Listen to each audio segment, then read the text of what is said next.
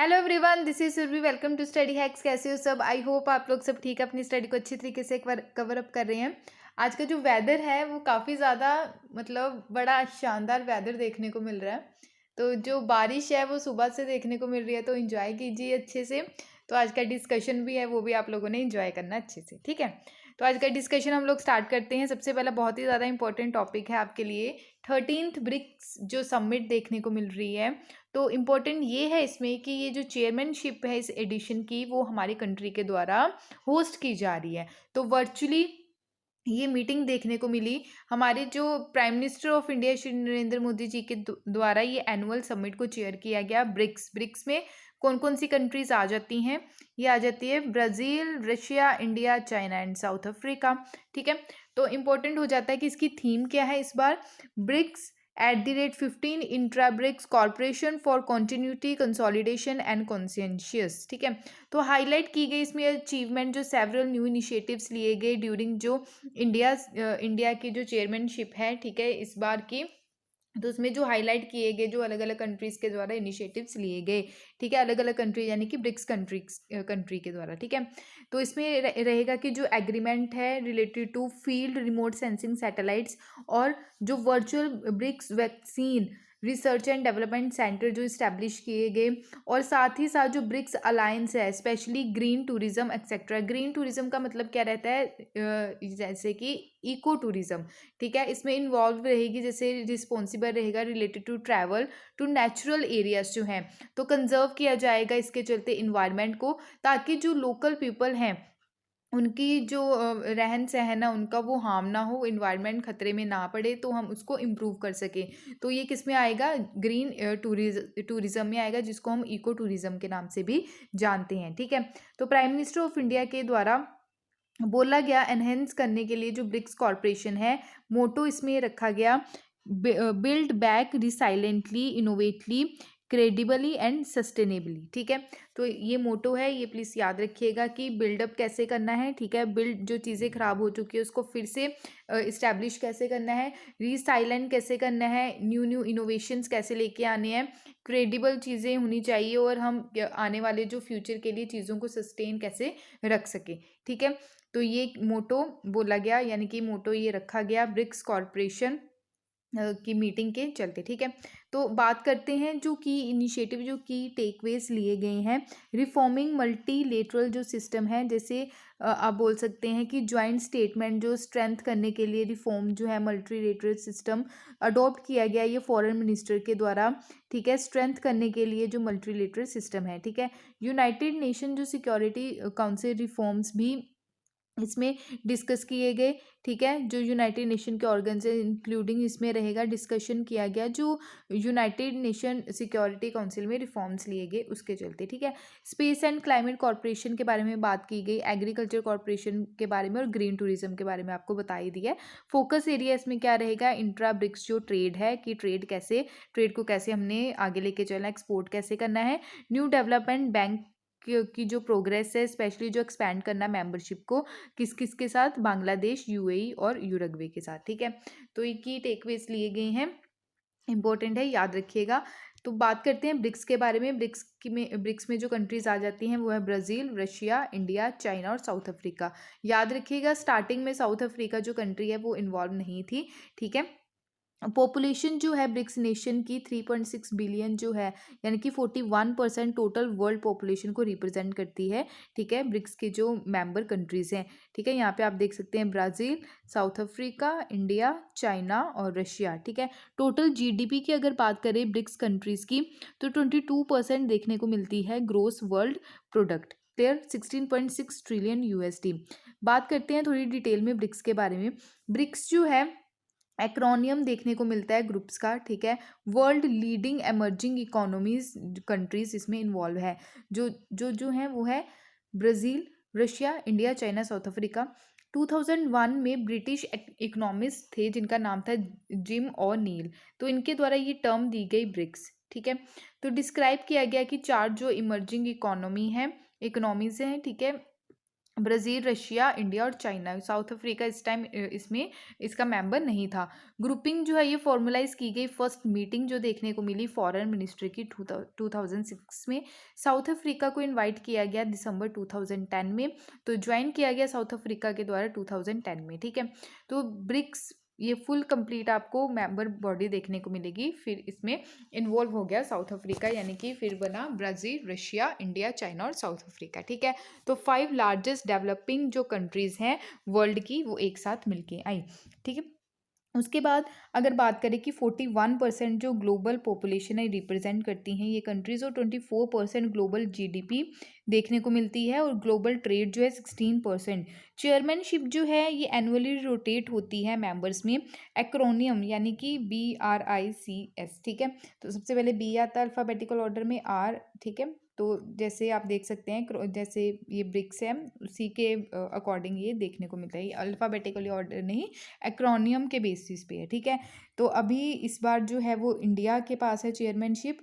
तो नेक्स्ट जो देखने को मिलेगी 2022 की, वो देखने को मिलेगी किसके पास, चाइना के पास, ठीक है। तो आई होप आपको इतनी चीज़ क्लियर है। तो 2001 की जो चेयरमैनशिप है वो इंडिया के पास है। अगर ड्यूरिंग सिक्स ब्रिक्स जो समिट थी कहाँ पे, ब्राज़ील में, फोर्ट जेलिया 2014 में, तब एग्रीमेंट एक साइन किया गया। तो उसके चलते, उस एग्रीमेंट के चलते न्यू डेवलपमेंट बैंक को इस्टेब्लिश किया गया। पूछा जा सकता है कि न्यू डेवलपमेंट बैंक किसके द्वारा इस्टेब्लिश किया गया, ये ब्रिक्स कंट्रीज़ के द्वारा इस्टेब्लिश किया गया, जिसके हेडक्वार्टर है शंघाई, चाइना में। और साथ ही साथ कॉन्टिजेंट रिजर्व अरेंजमेंट को भी क्या किया गया, साइन किया गया, ठीक है, इनके द्वारा शॉर्ट टर्म लिक्विडिटी सपोर्ट ताकि दिया जाए किसको, मेंबर्स को। तो दो चीज़ें आप लोगों को याद रखनी है, न्यू डेवलपमेंट बैंक और कॉन्टिजेंट रिजर्व अरेंजमेंट, ठीक है। ये किसके द्वारा इस्टेब्लिश किए गए हैं, ये ब्रिक्स कंट्रीज़ के द्वारा।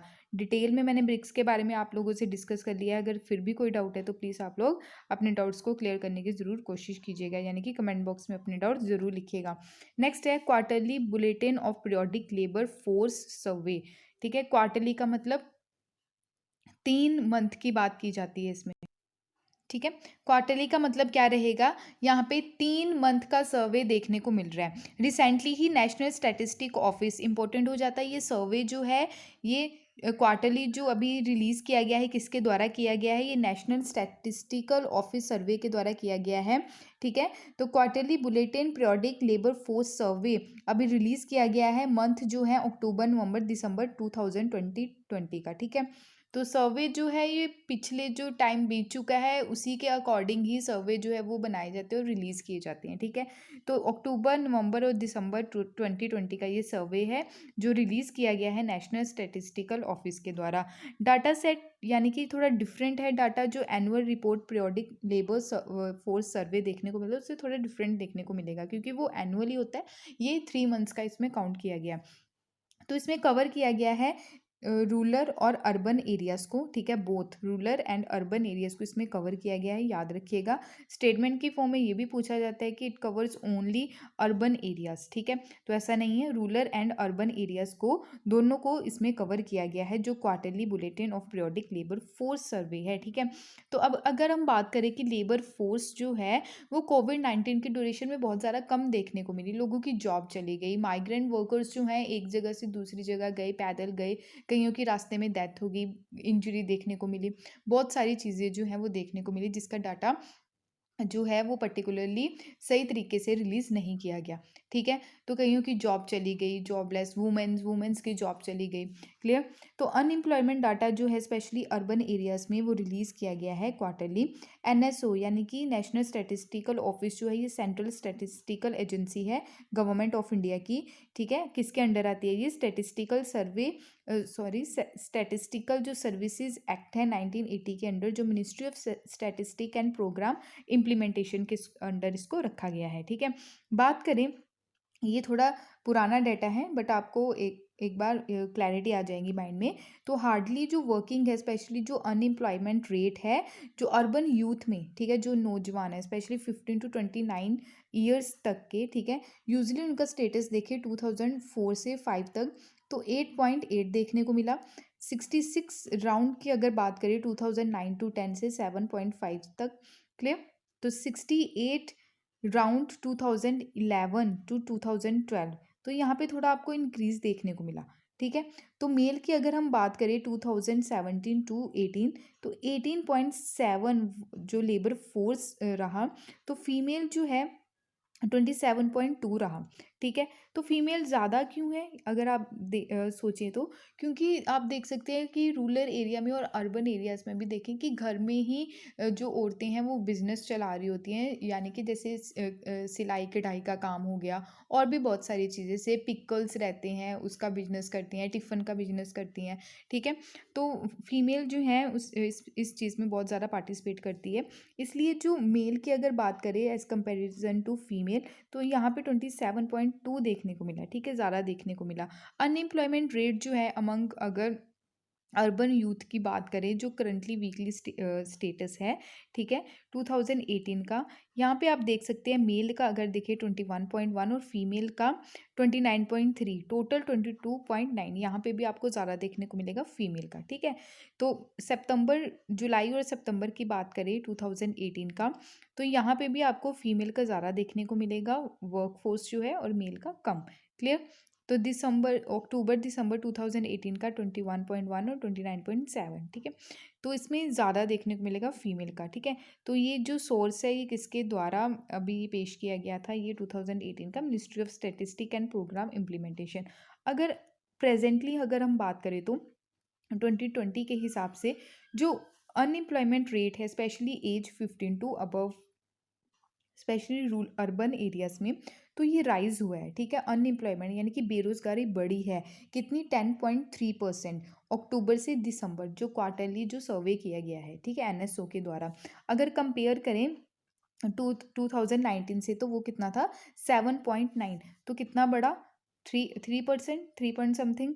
क्लियर। तो लेबर फोर्स जो है, लेबर फोर्स की जो पार्टिसिपेशन है, स्पेशली एज 15 टू 29 या उससे अबव, ठीक है, अर्बन एरियाज में, तो 47.3% रही अक्टूबर दिसंबर क्वार्टरली 2020 की, ठीक है। तो ये डाउन हुई फ्रॉम 47.8 से सेम पीरियड ईयर अगो, यानी कि 2009 तक। क्लियर। तो वर्कर पॉपुलेशन रेशियो जो है ages 15 to above urban areas में, यानी कि शहरों वाले एरिया में, ठीक है, तो 42.4% रही, तो ये डाउन हुई 4.1। क्लियर। तो नेशनल स्टैटिस्टिकल जो ऑफिस है ये लॉन्च किया जाता है, इसके द्वारा पीरियोडिक लेबर सर्वे 2017 में फर्स्ट टाइम किया गया था, ठीक है।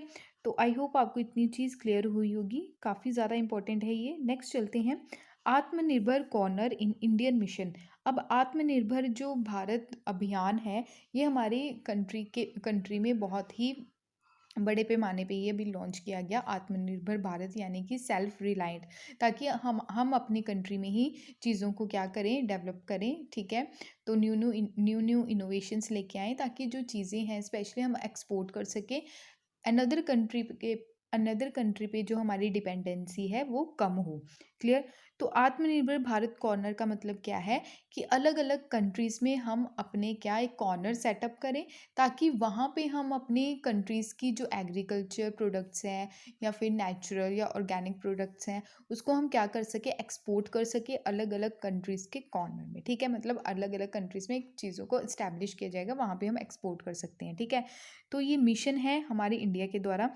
अभी tribal corporative marketing development federation of India यानी कि ट्राइफेड के द्वारा कोलैबोरेशन किया गया मिनिस्ट्री ऑफ एक्सटर्नल अफेयर, किसके अंडर है, ये एस जयशंकर जी के अंडर है, ठीक है। तो इनके द्वारा सेटअप किया गया Atmanirbhar Bharat corner 100 Indian mission embassies across the world, ठीक है। जो हमारी अम्बेसीज हैं हमारी इंडिया की, हमारी अपनी कंट्री की अलग अलग कंट्रीज़ में, वहाँ पे इसको लॉन्च किया गया, ठीक है। तो फर्स्ट आत्मनिर्भर भारत कॉर्नर जो है वो इनोग्रेट कहाँ पे किया गया, जो बैंकॉक में हमारी इंडियन एम्बेसी है, ठीक है, तो थाईलैंड में, ठीक है। कब, हमारा जो इंडिपेंडेंस डे था 15 अगस्त को, ठीक है। तो ट्राइफाइड जो है ये नेशनल लेवल की अपेक्स ऑर्गेनाइजेशन है, ये फंक्शन करती है अंडर एडमिनिस्ट्रेटिव जो कंट्रोल है मिनिस्ट्री ऑफ ट्राइबल अफेयर, ठीक है। तो ट्राइफाइड के द्वारा कुछ स्कीम्स भी लॉन्च की गई, जैसे वंधन प्रोग्राम हो गया, एमएसपी फॉर एमईएफ और ट्राई फूड। क्लियर। तो आई होप आपको इतनी चीज़ क्लियर है। नेक्स्ट अगर हम बात करें, ये जो कॉर्नर्स वगैरह जो सेटअप किए गए हैं, मेन बेसिकली पर्पस क्या है कि हमने जो ज्योग्राफिकल जो इंडिकेशन है, यानी कि जो हमारे जीआई टैग्स जो प्रोडक्ट हैं, उनको कैसे हमने एक्सपोर्ट करना है, कैसे हमने प्रमोट करना है। स्पेशली जो ट्राइबल आर्ट है, जो जंगलों में जो रहते हैं ट्राइबल पीपल्स, उनके द्वारा बहुत सारी एक्टिविटीज़ की जाती है, स्पेशली आर्ट आर्ट की फील्ड में। तो उसको कैसे हमने आर्ट एंड क्राफ्ट की फील्ड में जो इनके द्वारा प्रोडक्ट्स बनाए जाते हैं, उसको कैसे हमने क्या करना है, एक्सपोर्ट करना है अलग अलग कंट्रीज़ में। तो नेचुरल और ऑर्गेनिक प्रोडक्ट इसमें इन्वॉल्व हैं। जो ज्योग्राफिकल इंडिकेशन जो है, ये रिकॉग्नाइज की जाती है, वर्ल्ड ट्रेड ऑर्गेनाइजेशन मिलके यहाँ पे काम करती है। इंडिया जो है सिग्नेटरी है इस कन्वेंशन का, ठीक है, मेंबर जो है World Trade Organization. Geographical indication जो है, ये किसके अंडर रजिस्टर किया जाता है, ये पहले भी आपसे डिस्कस किया था मैंने। Geographical indication registration and protection act 1999 के तहत, ठीक है। तो 2005 में क्या किया गया, 2005 में पहला जीआई टैग इसको दिया गया दार्जिलिंग की टी को, ठीक है, वेस्ट बंगाल में जो है, ठीक है। सितंबर 2003 में ये क्या आई, इफेक्ट में आई। तो अनदर जो रिलेटेड इनिशिएटिव्स है, जैसे आदि महोत्सव सेलिब्रेट करते हैं, go tribal campaign tribes India etcetera, ठीक है। तो डिटेल में मैंने ये डिस्कस किया। अगर फिर भी कोई डाउट होगा तो प्लीज़ अपने डाउट्स को ज़रूर शेयर कीजिएगा। नेक्स्ट है, बहुत ही ज़्यादा इंपॉर्टेंट है, रिलेटेड टू न्यू आइलैंड। अभी क्या किया गया है, डिस्कवर किया गया है, ठीक है। तो ये न्यू आइलैंड जो डिस्कवर किया गया है, ये कहाँ पे किया गया है, इंपॉर्टेंट है। आप मैप में देखिए पहले, ये ग्रीनलैंड है, ग्रीनलैंड के नॉर्थ की ओर। तो ये 780 metre north west of island of Oodaq, ठीक है, ओदाक बोला गया इसको। न्यू आइलैंड की डिस्कवरी की गई है। आप याद रखिएगा, ग्रीनलैंड के नॉर्थ साइड है, ठीक है। तो लोकेशन जो है ऑफ मोस्ट नॉर्दर्न आइलैंड जो है, ये डिस्कवर किया गया है बाय एक्सीडेंटली, ठीक है। तो अकॉर्डिंग टू साइंटिस्ट की अगर बात करें, उनके द्वारा कुछ सैंपल्स को कलेक्ट किया गया जो ऑफ कोस्ट है ग्रीनलैंड से, ठीक है। इसके बारे में हम थोड़ा डिटेल में डिस्कस कर लेते हैं। जो न्यू आइलैंड है, डिस्कवर किया गया है ग्रीन आइलैंड के कोस्ट के ऊपर, ठीक है। तो ग्रीन आइलैंड के नॉर्थ साइड आपको देखने को मिलेगा। मेजरिंग की गई है इसकी 60 to 30 metre, peak of 3 metre above the sea level, ठीक है। तो नाउ ये new northern most piece of land on earth है। बिफोर दिस, इससे पहले जो ओदाक है, इसको मार्क किया गया था अर्थ का नॉर्थ मोस्ट टेरेन, ठीक है। तो अब इसको आइलैंड घोषित कर दिया गया है। It is made up of sea bed. ये किससे बना है, सी बेड मड, जो कि सी बेड के जो कीचड़ वगैरह रहते हैं उससे, और मोराइन। तो इसमें इन्वॉल्व क्या रहता है, इससे सॉइल इसमें इन्वॉल्व रहेगी, रॉक हो गए, जो अदर मटेरियल्स हैं, मूविंग जो ग्लेशियर पिघलते हैं उसके साथ जो बह के आते हैं, और हैज़ नो वेजिटेशन यहाँ पे देखने को, यानी कि यहाँ पे कोई वेजिटेशन की जो प्रक्रिया रहती है वो सब नहीं देखने को मिलेगी। रिसर्चर का मानना है कि उनकी तरफ सजेस्ट किया गया है कि डिस्कवरी जो की गई है, इसका नाम रखा गया है क्विकिर ताक। थोड़ा डिफिकल्ट है, ठीक है, क्विकिर ताक अवेनर लीक, ठीक है। तो इसका ये नाम रखा गया है रिसर्चर्स के द्वारा, यानी कि Greenlandic for northern most island. Discovery जो है, ये देखने को मिली, जो बैटल देखने को मिलती है आर्टिक नेशंस में, जैसे USA, Russia, Canada, Denmark, Norway, ठीक है। ये कंट्रोल करके रखता है नॉर्थ पोल को। तो ग्लोबल वार्मिंग की जो इफेक्ट, सीवियर इफेक्ट देखने को मिलते हैं सी शीट जो है ग्रीनलैंड पे। बट ये जो न्यू आइलैंड डिस्कवर किया गया है, इस पर कोई भी, यानी कि इसका कोई भी रिजल्ट देखने को नहीं मिला किसका, क्लाइमेट चेंज का। तो इम्पोर्टेंट हो जाता, आप लोगों को इसकी लोकेशन याद रखनी है, कहाँ पे ये पाया गया है। क्लियर। नेक्स्ट है बिटकॉइन एज नेशनल करेंसी। ये हमने पहले भी डिस्कस किया था, ठीक है। एल सेल्वाडोर जो है, इसने एक्सेप्ट कर लिया था बिटकॉइन को एज ए करेंसी, ठीक है। तो अभी एल सेल्वाडोर के ही द्वारा फर्स्ट कंट्री ऐसी बनी है जिसने अडॉप्ट किया है बिटकॉइन को एज अ नेशनल करेंसी, ठीक है। तो नेशनल करेंसी किसके द्वारा अडॉप्ट की गई है, एल सेल्वाडोर। तो एल सेल्वाडोर जो है, इसकी लोकेशन हम जान लेते हैं पहले। तो यहाँ पे ये हमारी इंडिया है, यहाँ पे आपको, यानी कि जो यहाँ पे आपको एल सेल्वाडोर देखने को मिलेगा, ठीक है। तो यहाँ पे आपको इसकी लोकेशन पता होनी चाहिए। नेक्स्ट अगर बात करें तो इसका जो जूम मैप है वो भी देख लीजिए, ठीक है। तो ये एल सेल्वाडोर है, कैरेबियन सी आपको यहाँ पे देखने को मिलेगा, गल्फ ऑफ मैक्सिको, ठीक है, पैसिफिक ओशियन, और ये सेंट्रल अमेरिका में आपको ये कंट्री देखने को मिलेगी। क्लियर है इतना। बात करते हैं गवर्नमेंट जो है एल सेल्वाडोर की, ठीक है। तो मैनी सिटीजन जो हैं इनकी कंट्री के, तो बैंक यानी कि बैंक में सर्विस दी जाएगी फर्स्ट टाइम, ठीक है, रिलेटेड टू बिटकॉइन। तो ट्रेड किया जाएगा इससे क्रिप्टो करेंसी से, ठीक है। तो हेल्प करेगा ये कंट्री की कि जो 400 मिलियन जो डॉलर हैं उसको सेव किया जाए, ठीक है। तो बैंक के द्वारा इसको रिसीव कर लिया गया है। तो आई होप आपको इतनी चीज़ क्लियर हुई होगी। बिटकॉइन का मतलब रहता है कि जो डिजिटल करेंसी है, ठीक है। तो इसका जो प्राइस है कई बार इतना हाई हो जाता है तो कई बार बिल्कुल डाउन हो जाता है, ठीक है। तो बिटकॉइन एक आप बोल सकते हैं डिजिटल करेंसी है, ठीक है। नेक्स्ट नेक्स्ट अगर बात करें Asian Organization of Supreme Audit Institution, तो अभी ये न्यूज़ में क्यों है? क्योंकि हमारी कंट्री के जो कैग हैं, कैग जो है यानी कि controller and auditor general of India, ठीक है। तो कैग जो है जीसी मुर्मू, तो इनको इलेक्ट किया गया है Asian Organization of Supreme Audit Institution के चेयरमैन, इनको अपॉइंट किया गया है। टाइम पीरियड 2024 से 2027 तक, ठीक है। क्यों 2024 में? क्योंकि इंडिया जो है होस्ट करेगा इसकी 16th असेंबली 2024 में, ठीक है। तो इसलिए इम्पोर्टेंट है। मुर्मू जो है यानी कि जीसी मुर्मू को इलेक्ट किया गया है as a 56th governing board जो है Asian Organization of Supreme Audit Institution को अप्रूव किया गया है 15th असेंबली के लिए, ठीक है। तो 15th असेंबली जो है, ठीक है, जैसे same as convey 15th assembly भी हमारी कंट्री के द्वारा ही की गई थी, ठीक है। तो कैग जो है ये चेयरमैन रहेंगे और चीफ एग्जीक्यूटिव रहेंगे एएसओ एसएआई के, और रिप्रेजेंट करेंगे, डील करेंगे विद नेशंस के साथ और इंटरनेशनल ऑर्गेनाइजेशंस के साथ। अगर बात करें कैग की मैं अगर बात करूँ तो कैग जो है ये कॉन्स्टिट्यूशनल बॉडी है यानी कि संविधानिक बॉडी है। आर्टिकल जो है आर्टिकल आएगा ये 148 के अंडर आर्टिकल आता है। कैग का काम क्या रहता है कि ऑडिट करना जितने भी रिसिप्ट्स हैं और एक्सपेंडिचर जो जो खर्चा देखने को मिलता है गवर्नमेंट ऑफ इंडिया का और स्टेट गवर्नमेंट का। तो बात करते हैं कैग की। कैग को अपॉइंट कौन करता है? कैग को अपॉइंट किया जाता है हमारे प्रेसिडेंट ऑफ इंडिया के द्वारा, ठीक है। प्रेसिडेंट ऑफ इंडिया के द्वारा इनको अपॉइंट किया जाता है। टर्म ड्यूरेशन कितनी रहती है कैग की? 6 ईयर्स रहती है। 6 ईयर अप टू 65 ईयर्स, ठीक है। तो 6 ईयर अप टू 65 ईयर्स इनकी टर्म ड्यूरेशन है, ठीक है। आई होप आपको इतनी चीज़ क्लियर है। तो ये इंपॉर्टेंट है, एग्जाम में डायरेक्ट पूछा जाता है। क्लियर। बात करते हैं एएसओ एसएआई की। ये one of the regional group है, इंटरनेशनल ऑर्गेनाइजेशन है, ये सुप्रीम ऑडिट इंस्टीट्यूशन है, ठीक है। एम क्या है इसका कि प्रमोट करना, अंडरस्टैंड करना, कॉर्पोरेशन जो है अमंग मेंबर्स इंस्टीट्यूशन, और एक्सचेंज करना जो आइडियाज़ हैं, एक्सपीरियंस है एक दूसरे के, ठीक है, उसको कैसे हम यूज़ कर सकते हैं। तो फील्ड जो है किसके? पब्लिक ऑडिट की फील्ड में। इस्टेब्लिश इसको कब किया गया? 1979 में 11 मेंबर्स के साथ, ठीक है, 11 मेंबर कंट्रीज़ के साथ। क्लियर है इतना? ये थे आज का important current affairs. I hope आपको सारी चीज़ें क्लियर हुई होंगी। अगर फिर भी कोई डाउट होगा तो प्लीज़ कमेंट बॉक्स में अपने डाउट्स को ज़रूर शेयर कीजिएगा। टेलीग्राम आप ज्वाइन कर सकते हैं इसकी पीडीएफ के लिए। पुरानी पीडीएफ भी आपकी पड़ी है सारी, उसको भी मैं वहाँ पे प्रोवाइड करवा दूँगी, ठीक है। तो इंस्टाग्राम पे भी आप फॉलो कर सकते हैं। Thank you for watching my video. जय हिंद।